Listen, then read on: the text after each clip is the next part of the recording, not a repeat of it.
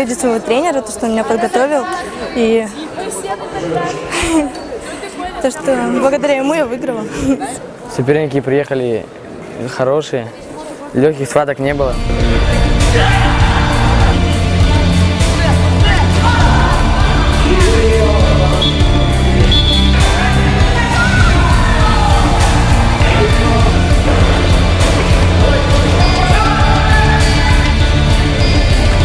Сегодня у нас прошла в зачет 7-й спартакиады, летней спартакиады учащихся борьба самбо среди юношей и девушек 99-2000 года рождения. Командное первенство выиграла команда Приморского края, хотя она была не полной, то есть у нее было 16 человек из 20, но общекомандное место с большим отрывом, я бы сказала, они заняли.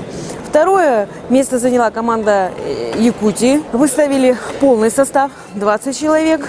И третье место заняла команда из Хабаровского края, тоже полным составом 20 человек. Победители и призеры, естественно, есть в каждом регионе. Мы поборолись во всех весовых категориях и в общем командном зачете заняли второе место после Приморского края.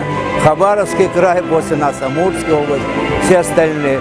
Это впечатляет. У нас 3 золотые медали и где-то порядка 5 серебряных медалей. И бронзовые еще есть. Мы уже второй раз здесь у вас в гостях. Первый раз мы были на Детях Азии в 2012 году. Ну, в принципе, здорово. Организация хорошая, встретили.